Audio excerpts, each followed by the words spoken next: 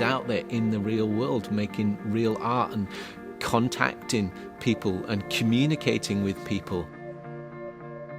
He's 100% trustworthy. He's got a great sense of humour.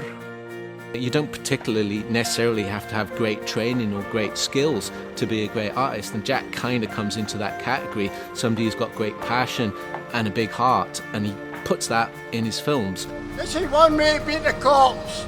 Use a house phone. He's one of the best friends I've ever had. I'm so pleased I met him. An amazing character, and you know, in many ways, somebody that I kind of look up to. Norman Wisdom was next.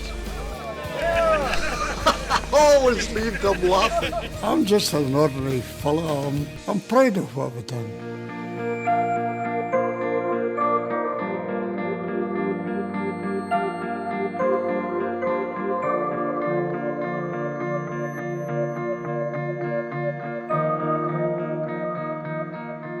Down at the James Watt docks in Greenock, the engineers from Dales Marine are preparing to move the turbine steamer Queen Mary into dry dock, ready to begin her refurbishment. Watching from the quayside is Jack Wardrope, Paisley's original citizen journalist, recording the moment to share with his loyal audience. Retiring after a career as a painter and decorator, Jack picked up a camcorder with the intention of documenting the rapidly changing surroundings of his hometown. Long before YouTube, Vimeo, Facebook or Periscope, Jack found an audience in the residence groups, social clubs and care facilities of the local community, and his films have since educated and entertained for a quarter of a century. Started the photography side with the family, and it was all 8mm stuff.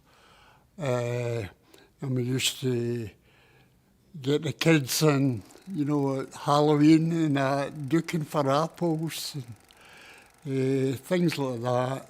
Then this VHS come out, and if I can remember correctly, it was at Christmas, and I treated myself to I hadn't a clue how to make a film. I joined the Thornley Bank Video Club just to learn what was going on and how to put a film together.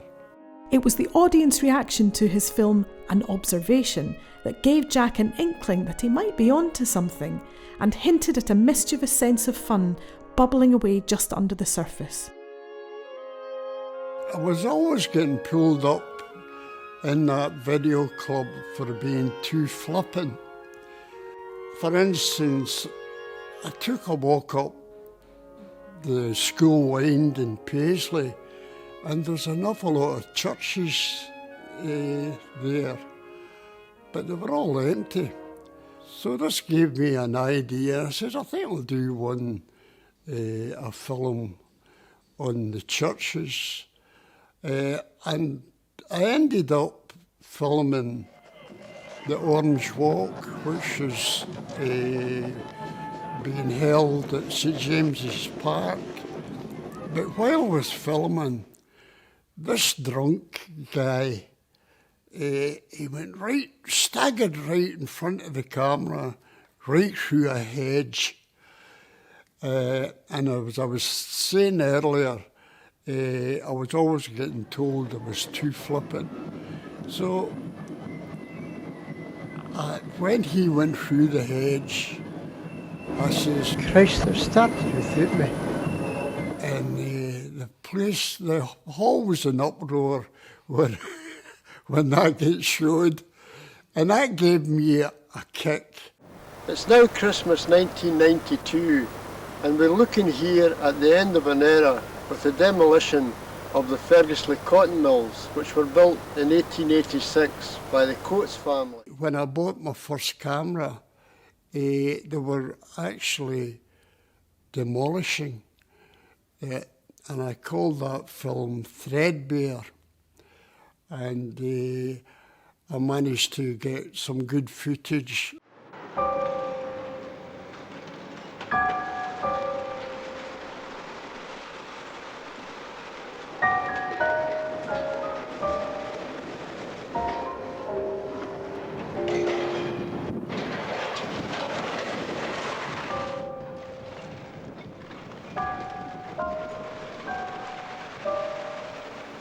Threadbare and The Decline of Paisley's Factories both really nail how angry and how embittered people must have been when the factories started closing. So huge communities that relied on the factories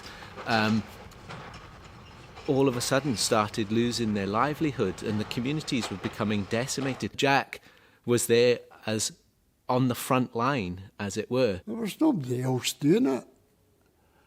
And that's the real part of Paisley's industry.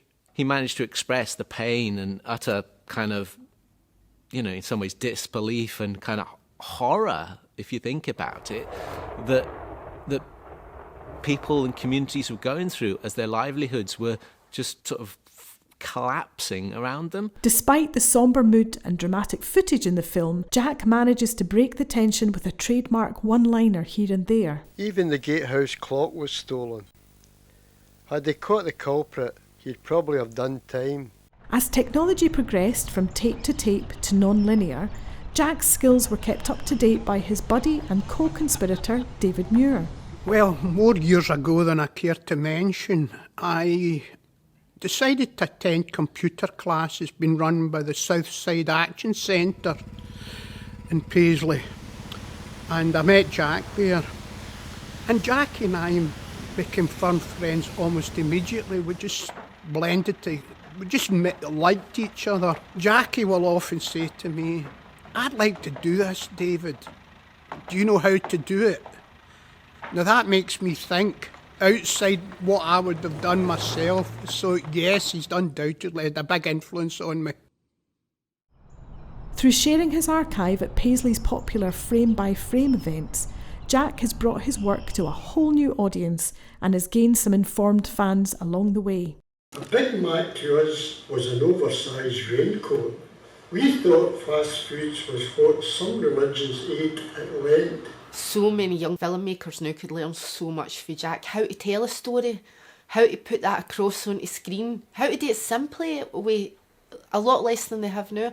People could really learn from Jack. They could learn so much. And he's really interesting. Maybe you are just one person and you feel like alone you can't do a film, you can make it, but actually by yourself you can make a film, and you can make a film that really touch other people. I think this is something impressive about Jack's films. Grass was mown, and coke was kept in a coal cellar, and a joint was a piece of meat for Sunday lunch. Pot was what you cooked it in. I loved that. That's so funny. And it's so Jack's style. How words meant something completely different. He got his point across, but it was funny to watch. In some ways, he's more like a kind of an essayist or an opinion writer in a newspaper. He's that kind of very strong personal kind of flavour that he brings to everything that he does. The message he has to communicate and the way he's doing it is so powerful that doesn't really make any importance for us as audience to have this perfect and aesthetic film. Those kind of personal stories are the ones that get lost. You kind of get the institutional take on things, BBC and all that kind of stuff, but you very rarely get people who've kind of lived personally through those kind of things. So I guess it's something that can only kind of increase in value for future generations. The viewpoint of the ordinary person, as expressed through film, is a kind of an untapped seam of artwork, of film work. I'm really interested to see what's in that seam. But octogenarian Jack isn't quite ready to call it a wrap just yet and remains as active as ever. Well, I'm 85 and I'm still doing films, and I hope to entertain people, and that's why I keep on doing it. We're obviously hoping that there's going to be plenty more fun to be had, plenty more movies to make, and we'll continue to be really good friends. And Jack has some advice to pass on to the next generation of amateur filmmakers. I've had great fun, I've met great people.